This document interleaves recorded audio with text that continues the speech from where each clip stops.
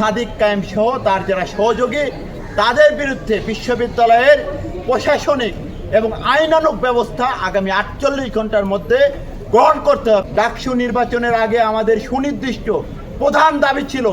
ঢাকা বিশ্ববিদ্যালয়ের নামকে ব্যবহার করে এই পেজগুলো যারা পরিচালিত করে সেটিকে যেন বন্ধ করা হয় এবং এটি যারা করবে তাদের বিরুদ্ধে ব্যবস্থা গ্রহণ করা হয়, কিন্তু তারা তখন সেটি করেনি। এই ডাকসুর যিনি ভিপি হিসেবে যিনি দায়িত্ব নিয়েছেন সেই ভিপি সাদিক কায়েমের নেতৃত্বে এবং তার সহযোগী যারা তারাই এই পেজগুলো পরিচালিত করে এবং ঢাকা বিশ্ববিদ্যালয়ের ছাত্র নেতৃবৃন্দ এবং নারী নেতৃগণকে নিয়ে যত ধরনের অশালীন ভাষায় কুৎসা রটানো যায় সেই কাজগুলো তার নেতৃত্বে তার সহযোগীরা সরাসরিভাবে এই কাজগুলো 5 আগস্ট পরবর্তী সময় থেকে করে আসছে এবং এটি আজকে পুরো জাতির সামনে উন্মোচিত হয়েছে এবং এটি উন্মোচিত হওয়ার পরে ঢাকা বিশ্ববিদ্যালয়ের যে সম্মান, যে ইতিহাস, যে ঐতিহ্য সেটি ব্যাপকভাবে ভুলণ্ঠিত হয়েছে এবং পুরো জাতির সামনে আজকে ঢাকা বিশ্ববিদ্যালয়কে নিয়ে হাসি তামাশায় অন্যান্য বিশ্ববিদ্যালয়, অন্যান্য শিক্ষা প্রতিষ্ঠান এই বিশ্ববিদ্যালয়কে হেয় করার মতো সুযোগ তৈরি করে দিয়েছে এই গোষ্ঠীটি। তার বিরুদ্ধে আজকে আমরা অতীত সময়েও যে প্রশাসন ছিল ঢাকা বিশ্ববিদ্যালয়ে নিয়াজ আহমেদের অধীনে,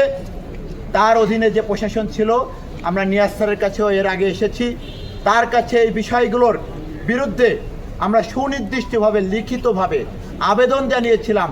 তারা যেন এই ঢাকা বিশ্ববিদ্যালয়ের নামকে ব্যবহার করে যে মিথ্যা প্রোপাগান্ডার রাজনীতি শুরু করেছিল তার বিরুদ্ধে যথাযথ ব্যবস্থা গ্রহণ করে, কিন্তু তারা সেটি ব্যবস্থা গ্রহণ করেনি, ন্যূনতম কর্ণপাত করেনি। আবার নতুন প্রশাসনের দায়িত্ব গ্রহণ করেছে।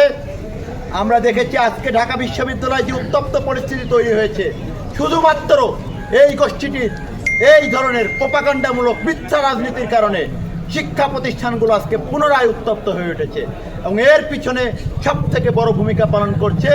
এই গুপ্ত রাজনীতি, যে গুপ্ত রাজনীতির কারণে আজকে পুরো শিক্ষা প্রতিষ্ঠান উত্তপ্ত হয়ে উঠেছে। আমরা মনে করি এই মিথ্যা প্রোপাগান্ডামূলক এই ফটোকার্ডের রাজনীতি এবং মিথ্যাচারের রাজনীতি যদি বন্ধ না হয় তাহলে বাংলাদেশের শিক্ষা প্রতিষ্ঠানগুলোতে শিক্ষাঙ্গনে শান্তি ফিরে আসবে না। এই জন্য আমরা আমাদের মাননীয় ভিসি মহোদয়ের কাছে আবেদন করেছি যে ঢাকা বিশ্ববিদ্যালয়ের নামকে ব্যবহার করে যে পেজগুলো ব্যবহার করা হচ্ছে সেইগুলোর বিরুদ্ধে আইনানুগ এবং প্রশাসনিক ব্যবস্থা গ্রহণ করা এবং এটির সাথে যারা জড়িত সাদিক কায়েম সহ তার যারা সহযোগী তাদের বিরুদ্ধে বিশ্ববিদ্যালয়ের প্রশাসনিক এবং আইনানুগ ব্যবস্থা আগামী 48 ঘন্টার মধ্যে